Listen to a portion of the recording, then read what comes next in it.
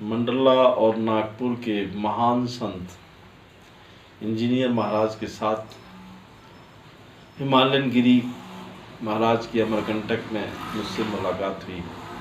उन दोनों मेरा एक शिष्य विधानसभा अध्यक्ष था मध्य प्रदेश में। उसने मुझे एक गाड़ी दी। उस गाड़ी के साथ मैं कार लेके आ रहा था। रास्ते में इंजीनियर महाराज भावल में मिले। उनके लेके मैं अमरकंटक जाने वाला था। हमारे ड्राइवर की तबीयत खराब हो गई। मुझे नहीं मालूम था कि इंजीनियर महाराज बहुत अच्छे ड्राइवर हैं। उन्होंने गाड़ी में बैठे ड्राइव किया। मुझे ताज्जुब हुआ। हम डिंडोरी के पास कोकरला मठ पहुँचे। वहाँ पे हिमालयन गिरी जो बहुत बड़े नागा साधु थे रुके हुए थे।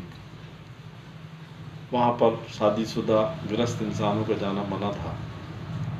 मैं सोचा क्यों ना महाराज के साथ उनके दर्शन किए जाए। महाराज बोले कि आप और हम जा सकते, ड्राइवर को जाने की वहाँ अनुमति नहीं थी। हम लोग वहाँ गए और जाने के बाद हमने ये सोचा कि कैसे जाएंगे। तो वहाँ नीचे दो नागा खड़े थे। उन्होंने बोला कि यहाँ आप ही दो जा सकते, ड्राइवर आपका नहीं जाएगा। वहाँ पर 84 सीढ़ियाँ थी। उस मंदिर में हर एक सीढ़ी पे पैर रखने के बाद कंपन होता था, ध्वनि प्रकट होती जैसे कि सरस्वती वीणा बजा रही।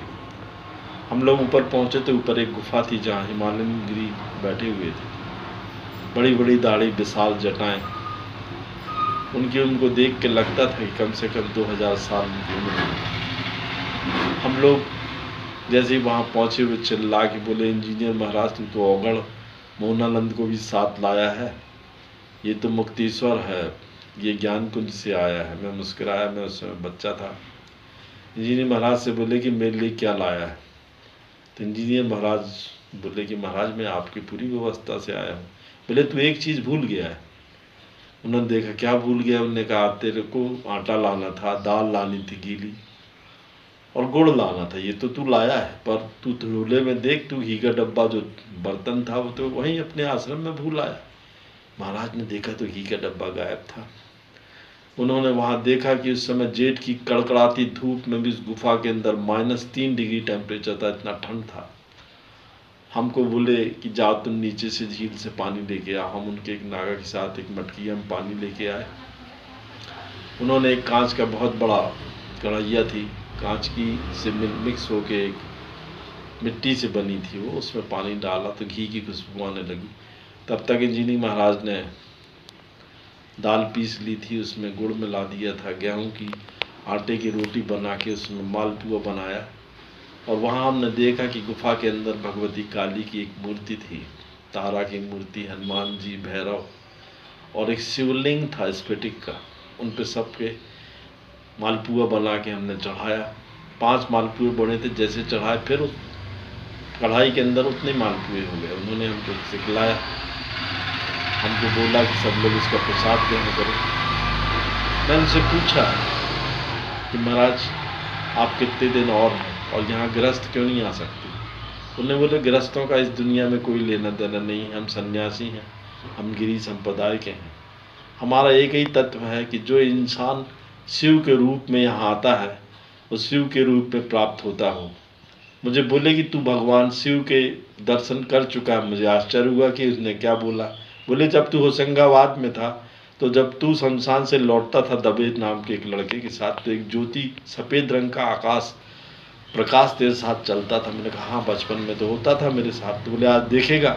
मैंने कहा हाँ। बोले पानी चढ़ा उस शिवलिंग के ऊपर जो वहाँ पे स्फटिक का था। मैंने चढ़ाया, उसमें से एक ज्योति पुंज निकला जो पूरी गुफा में घूमता रहा।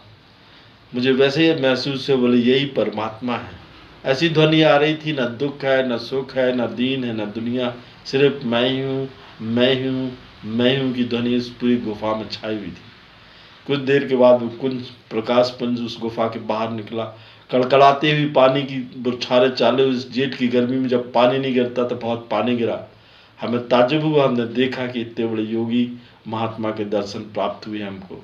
उसने बोला कि मानवता का उद्देश्य है कि सबकी सेवा करो, प्राणियों की विशेष तौर पर सेवा करो, इसलिए तुम आए हो।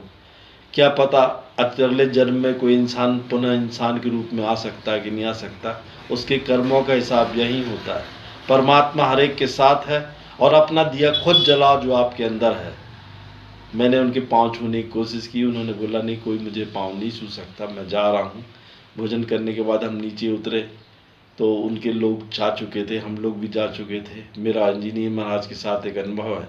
इंजीनियर महाराज भी बोल रहे थे कि मेरी 5 लाख से ज़्यादा शिष्य हैं मोहनानंद, मैं नागपुर से आया हूँ और मैंने एक गुफा निर्माण की थी डूब क्षेत्र में, जहाँ चंदन के पेड़ भी लोग काट के ले गए। लोग गुरुओं के साथ इसलिए जुड़ रहते हैं क्योंकि उनसे खाना चाहिए। जब मैं अपना खाना खुद बनाते तो लोग बोलते हैं कि ये तो कच्ची पूड़ी खाता है। लोग आलोचनाएं तो बहुत जल्दी करते हैं, उनकी समाज का दोष है उसमें, बोले मेरा दोष नहीं है। ये घटना मेरी ज़िंदगी की एक वैसी घटना जो इतने बड़े योगी के मुझे दर्शन प्राप्त हुए और उन्होंने बोला प्राणियों की सेवा ही संसार का लक्ष्य है। जय माँ।